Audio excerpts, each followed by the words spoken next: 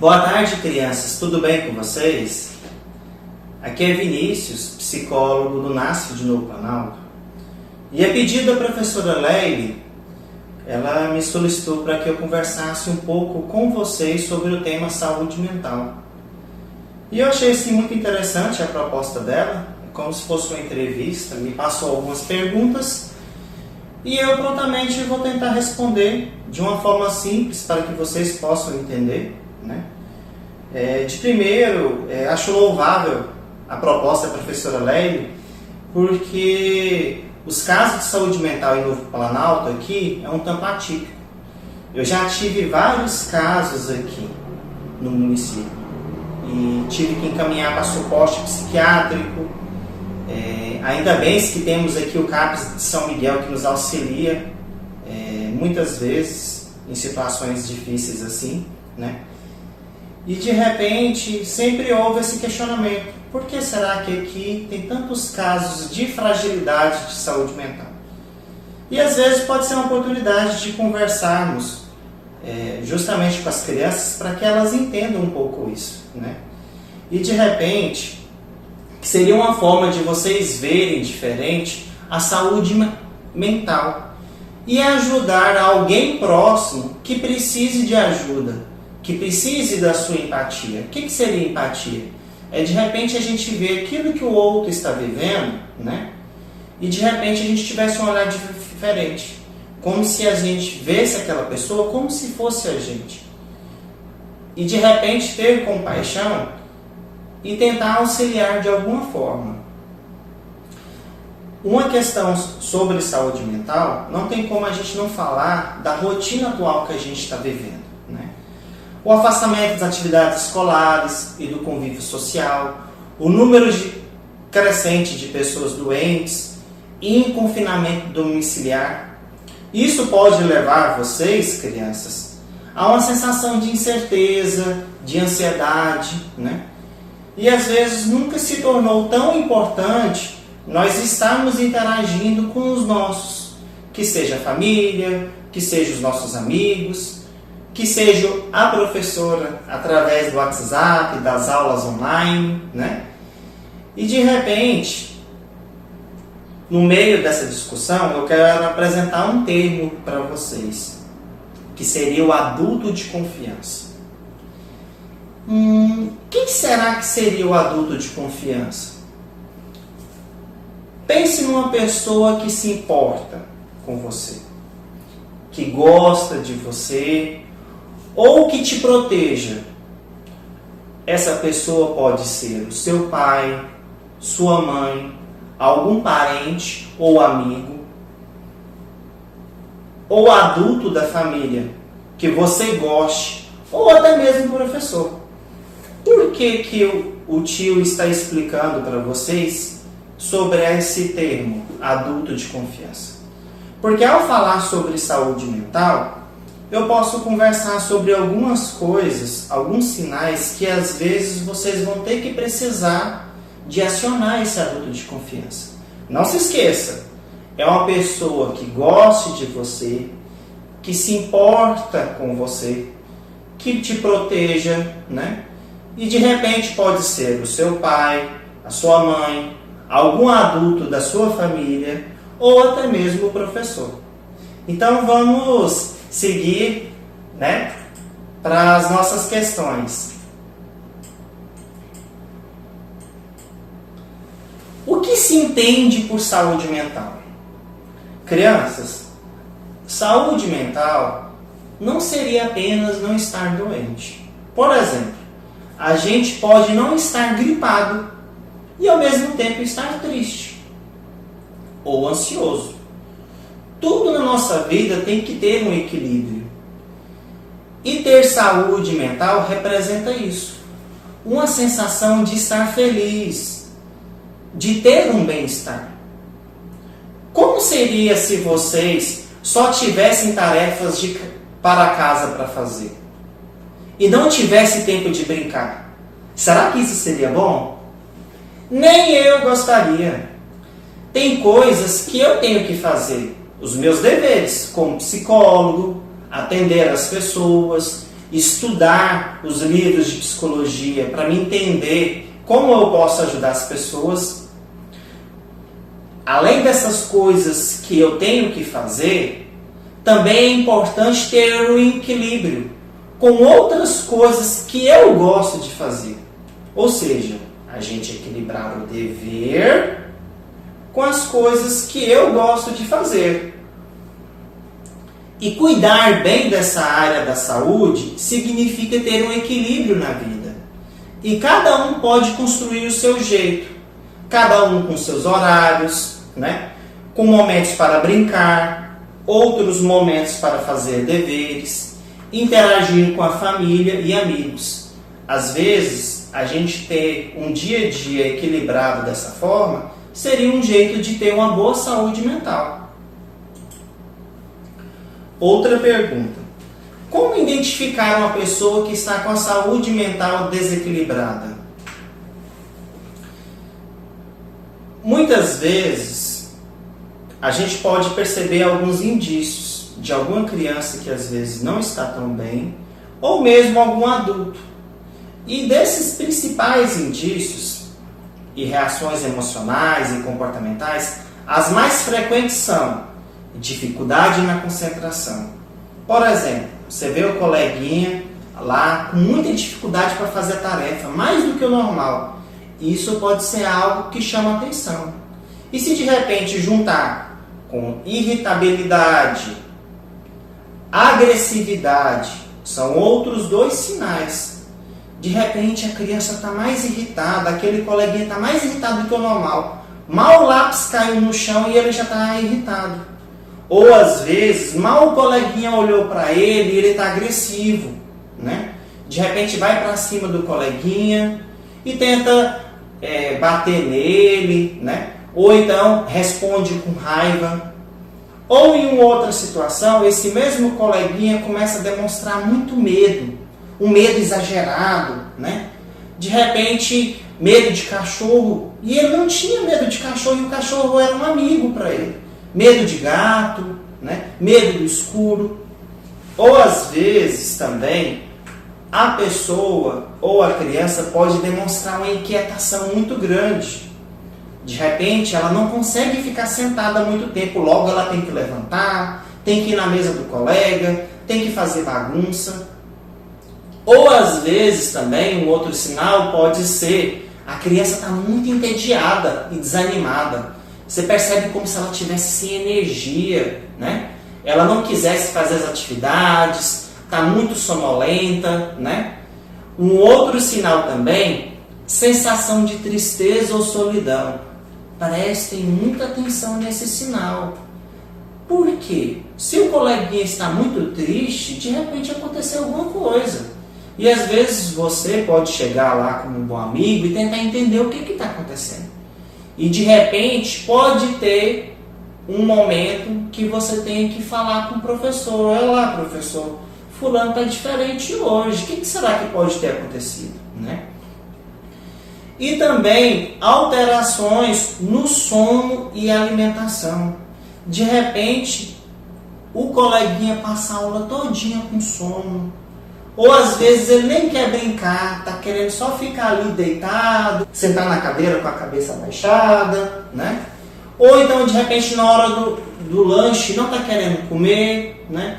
Pode ser um sinal de que ele não está se sentindo bem, está com dor de barriga, mas pode ser também algum tipo de tristeza, que às vezes ele está tão desanimado que ele não está conseguindo nem se alimentar. Ou seja, prestem atenção em todos esses sinais que o tio Vinícius está falando para vocês. Se você perceber algo assim, não deixe de chamar o seu adulto de confiança, que pode até ser a professora Leile. Vamos à próxima pergunta.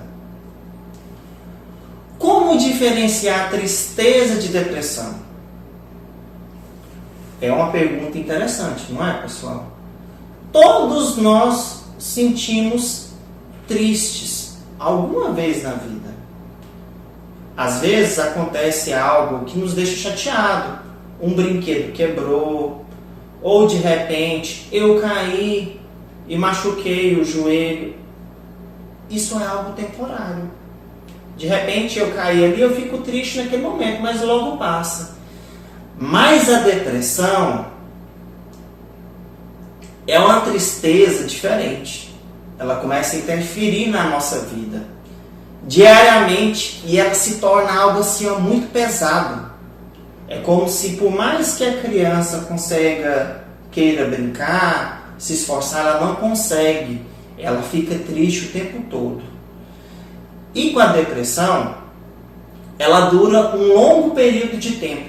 E nesses momentos, ao invés de se sentir bem, a pessoa pode sentir-se sem energia e triste, não conseguir reagir, não conseguir levantar da cama ou ficar feliz, até mesmo quando vemos alguém que gostamos. Ou até mesmo ao ganhar o presente e ainda assim continua triste. Em casos mais sérios, a pessoa acredita que esteja sem saída. E às vezes pode até tentar algo contra si mesmo, como suicídio, que é uma situação que às vezes a pessoa acredita que não tem para onde fugir. E de repente é como se ela não conseguisse olhar para os lados e ver as outras alternativas. O atendimento psicológico auxilia a pessoa a ver essas outras alternativas e sair dessa situação. Por isso que é importante, quando você perceber alguém assim desse jeito, você contar para o papai e para a mamãe, ou para qualquer outro adulto de confiança, até mesmo o professor de sala. Uma outra pergunta: como consigo controlar a minha ansiedade? Já pensou como é que está vocês agora nesse momento? De repente, sem poder encontrar com seus amigos, sem poder encontrar com a família, os seus primos, porque todo mundo hoje em dia tem que ficar em casa por conta do isolamento social, né? E aí, será que a ansiedade é algo ruim? A ansiedade, pessoal, ela é algo necessário. Ela é como se fosse um alerta que precede algo que precisamos prestar atenção. Por exemplo, faz de conta que cai uma onça de repente aqui de uma vez. O que acontece se a gente ficar ali sem reagir? Ela vem e pega a gente, né? Por isso que às vezes a gente tem que ter esse impulso para reagir. E a ansiedade, ela pode ser algo bom. Porque se a gente não tiver uma ansiedade num momento assim, como é que a gente vai reagir? Como é que a gente vai assim, agir de uma vez e sair correndo para ela não pegar a gente? Tem momentos que a ansiedade ela é necessária, né? Mas de repente também é importante a gente prestar atenção. Porque quando ela começa a ficar muito exagerada, quando não existe um motivo, um alerta para ela aparecer, aí sim, se de repente você vê o coleguinha muito ansioso e não tem algo assim para ele ficar com medo exagerado, ou está com muita ansiedade, com muito medo, é importante conversar com o coleguinha, tentar entender o que está acontecendo e a gente oferecer a nossa ajuda. Às vezes ele está passando por um momento de angústia e ansiedade, e às vezes é importante que a gente acione o nosso adulto de confiança.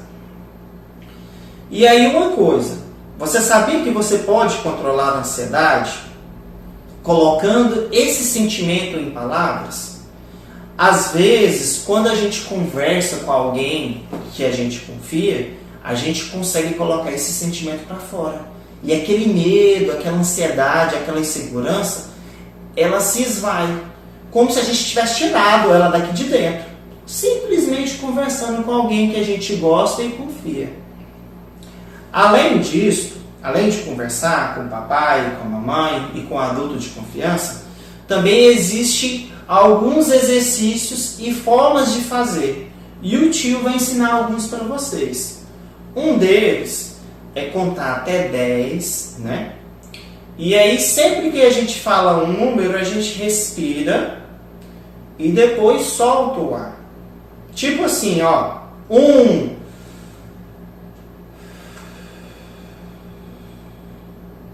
2, E esse exercício ele é muito importante para acalmar a gente. E o importante nele é prestar atenção no seguinte: quando a gente fala um número, a gente respira e expande a região da barriga. E depois que fala o número, solta o ar devagarzinho. Geralmente, quando as pessoas, ou até mesmo as crianças, fazem esse exercício, fala o número, respira e solta o ar devagarinho, e depois vai contando até eu chegar ao número 10. Quando chega o número 10, a criança ou a pessoa já está até um pouco menos ansiosa, respirando melhor, porque uma das dificuldades que a ansiedade nos prejudica é a respirar. E uma outra forma, às vezes quando a gente está muito ansioso, é ir ao banheiro e lavar o rosto. Mas não é só lavar o rosto de qualquer jeito. A gente pega, passa o sabão, aproveita, vai massageando o rosto, olha um pouco para o espelho, tenta se acalmar, né? Depois que passou o sabão, depois vai jogando água devagarinho e sempre não esquecendo de massagear o rosto. Isso é uma forma de, às vezes, a gente fazer um carinho na gente. E isso pode aliviar um pouco das nossas tensões também. E uma outra recomendação que pode auxiliar muito vocês, até mesmo com relação às tarefas, os deveres do dia a dia, é nunca deixar para fazer as atividades em cima do horário. Vocês já perceberam o tanto que a gente fica nervoso quando vem a prova e a gente não estudou para ela? Eu não sei vocês, mas quando isso acontecia eu ficava doido. Porque às vezes eu via a prova e eu não conseguia responder. Mas por que será que isso aconteceu? Será que eu deixei de estudar? Será que eu não deixei em cima do horário? Será que eu não poderia ter estudado antes? Por isso que é importante a gente não deixar para amanhã aquilo que a gente pode fazer hoje. Porque senão às vezes acontece igual isso.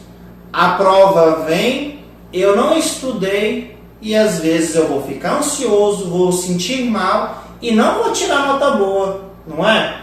Por isso que é interessante o quê? A gente não deixar para fazer amanhã aquilo que a gente pode fazer hoje.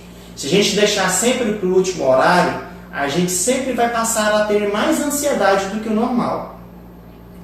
E uma outra coisa muito importante é não guardar sentimentos ruins.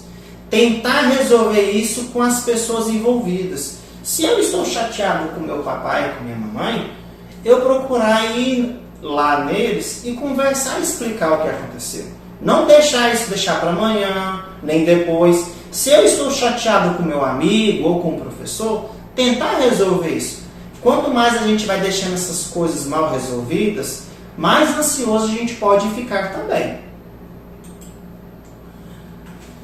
Uma outra pergunta da professora Leile: quando eu devo procurar terapia? Quando eu devo procurar um psicólogo? Todas as vezes que vocês não se sentirem bem. Quando você sentir alguma das reações que eu citei agora há pouco, né? Ou mesmo que a tristeza esteja tão forte no dia a dia e que ela não passa, é importante conversar com o seu adulto de confiança. Ele irá te ajudar.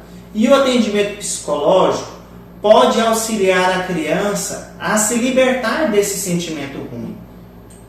Lembra daquelas sensações que eu falei para vocês? Dificuldade de concentração, irritabilidade, agressividade, medo, inquietação, tédio ou desânimo, sensação de tristeza ou solidão, alterações no sono e alimentação. Sempre quando essas coisas aparecerem de forma exagerada, não esqueça que você pode pedir ajuda a um adulto de confiança ou pedir que você gostaria de ser atendido por um psicólogo e conversar isso com o papai, com a mamãe ou com o professor da sala. Uma outra pergunta: uma boa estrutura familiar pode evitar um transtorno mental? É uma pergunta interessante, hein, professora Leile? Se a nossa mente fosse construída como uma casa, quem será que dá o material para construir essa casa psíquica? Vocês já pensaram? Quem será que dá o material, o tijolo, o cimento, as telhas para construir a nossa casa psíquica? Isso mesmo. Em primeiro momento, são os nossos pais e os outros membros da nossa família. O papai e a mamãe, quando eles nos dão um carinho, quando eles nos tratam bem, fortalece o nosso ego. E dão tijolos, telhas, para ajudar a construir a nossa casa psíquica. De fato, né? Uma boa estrutura familiar pode sim evitar uma vulnerabilidade na saúde mental. Pode evitar um transtorno mental. Uma boa base fortalecida, construída num lar com amor e carinho, pode sim evitar o aparecimento de rachaduras nas paredes e o transtorno mental. Por isso é importante ter um bom diálogo e espaço de conversa, principalmente dentro da família.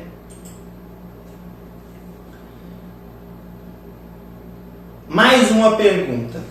Vamos supor que uma pessoa tenha passado por um trauma.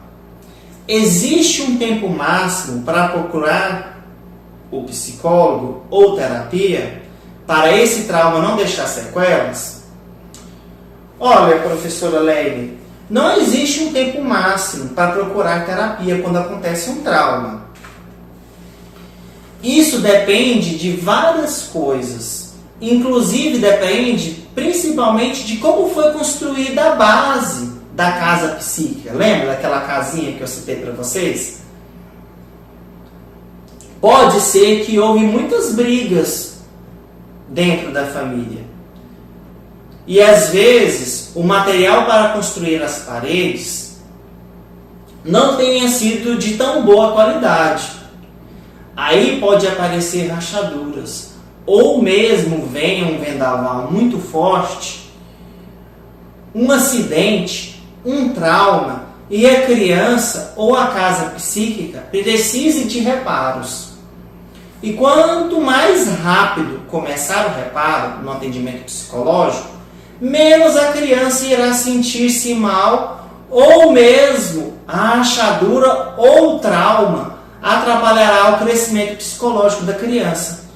Então, não existe um prazo máximo. O mais importante é o quão breve possível a criança pedir ajuda e ter o atendimento psicológico.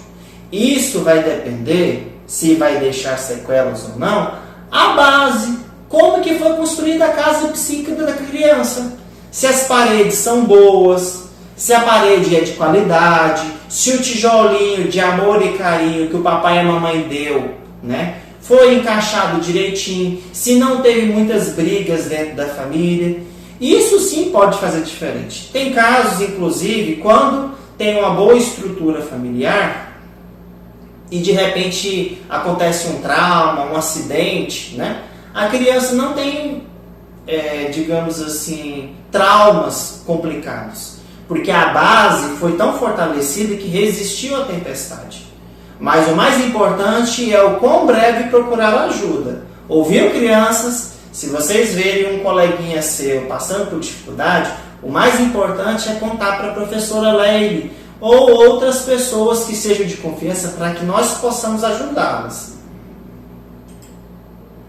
E agora, por último, nós temos a última pergunta. Eu preciso de ajuda, mas não sei como pedir. Como devo fazer?